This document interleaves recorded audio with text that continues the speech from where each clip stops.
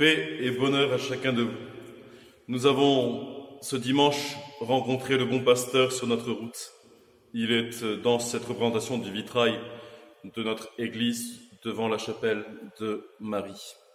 Ce bon pasteur, nous l'avons vu hier, est une des plus belles images qui est présente pour parler de notre Dieu. Il est ce vrai pasteur, ce bon pasteur. Et nous poursuivons notre lecture en découvrant que ce bon pasteur, le texte grec aujourd'hui nous dit « ce beau pasteur donne sa vie pour nous ». Et il la donne librement. Il est ainsi scandaleux pour nous d'entendre ces paroles. Scandale, cela veut dire la pierre qui fait tomber sur notre chemin. Et nous avons les uns les autres à découvrir que face au scandale, pour notre intelligence peut-être, ou pour notre manière de croire, nous cherchons la facilité.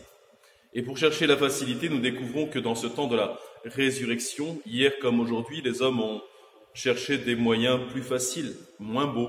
C'était trop beau pour être vrai, c'est trop beau pour être vrai, donc on va chercher des dimensions à notre mesure à nous.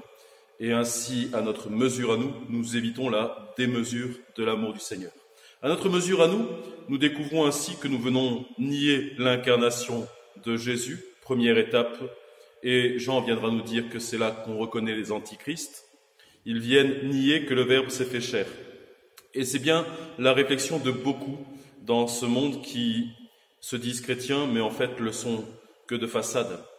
Cette réalité de l'incarnation du Seigneur est la plus belle des beautés. Il s'est incarné pour nous, et ainsi il a pris notre chair, et comme il a pris notre chair, il a accompli en notre chair et mené à notre chair la victoire, ce qui est l'image du berger, lui qui connaît le but, amène au but, donne ce qui est nécessaire pour arriver au but, et il le donne chaque jour. Ce terme de Jésus, ce terme de Dieu avec nous, c'est cette réalité de son nom. Il s'appelle Dieu avec nous, il s'appelle Jésus, et il est toujours avec nous. C'est un vrai berger, et non pas un berger mercenaire qui partirait et quitterait son troupeau devant telle ou telle difficulté.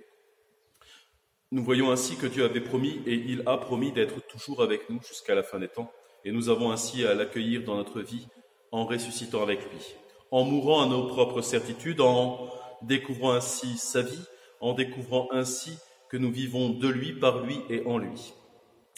Pierre a découvert cela dans sa vie parce que Pierre s'est laissé toucher au cœur, et nous avons vu hier que pour se convertir, il fallait se laisser toucher au cœur. Mais quand nous protégeons notre cœur, notre intelligence, notre volonté et notre sentiment, je ne vais pas le répéter chaque jour quand même, mais lorsque nous protégeons notre cœur, nous choisissons alors des solutions de facilité. Une des solutions bizarres de facilité face à la résurrection est celle de penser que être ressuscité serait faire comme celui qui s'était reconnu Dieu dans sa propre vie parce qu'il avait beaucoup prié, hérésie terrible, mais qui est présent dans le monde qui nous entoure. Dieu est partout, Dieu est en tout, et donc Jésus est celui qui a su découvrir que Dieu était en tout, et qui, par son combat contre l'injustice, a ainsi montré combien Dieu était partout en tout. Et lorsque je combattrai l'injustice, je serai en train de vivre uni à lui. Surprenant que cette manière de croire, parce que je poursuis l'œuvre de Dieu, je continuerai de vivre en lui, et il est présent dans mon petit cœur. Entre parenthèses, c'est aussi la foi que les gens ont aujourd'hui dans la résurrection de leurs défunts. Ils continuent de vivre dans mon cœur, où ils sont des étoiles dans le ciel. Nous n'entendons pas cela que de petits enfants de 8 ans, nous serions capables de l'entendre, mais nous entendons cela de personnes de 70 ans et plus, parlant de leurs propres défunts. Alors la poésie, bien sûr, est possible, mais il est nécessaire pour nous de ne pas rester simplement dans la poésie, parce que la beauté mène à la bonté, et nous sommes des êtres faits pour connaître la vérité, connaître l'amour. Frères et sœurs, nous avançons dans cette découverte du chapitre 10 de Saint Jean.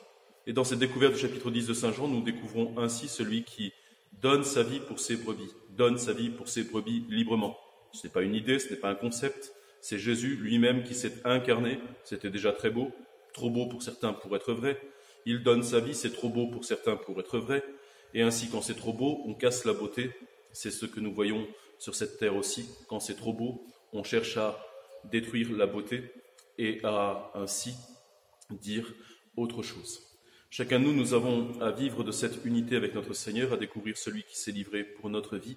Et être chrétien aujourd'hui ne sera pas accomplir simplement ses œuvres, mais vivre unis à lui, par lui et en lui, et vivre avec lui pour accomplir ses œuvres, vivre avec lui pour sa plus grande louange, vivre avec lui dans une gratitude de chaque jour qui ouvrira mon cœur au sien et me donnera d'ouvrir avec lui. Mais le point numéro 1 restera dans cette gratitude envers lui, dans cette louange, dans la découverte de son Esprit Saint qui travaille mon cœur et le cœur de tout homme, comme Jésus l'a fait découvrir aujourd'hui à Pierre.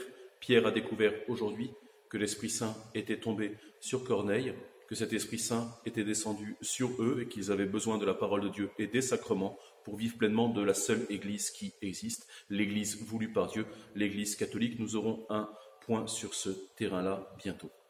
Et nous avons ainsi à découvrir, frères et sœurs, celui qui s'est livré pour nous, nous appelle à être attentifs à sa présence et nous appelle ainsi à découvrir cet Esprit Saint qui travaille mon cœur et le cœur de tout homme. La joie du Seigneur est notre rempart.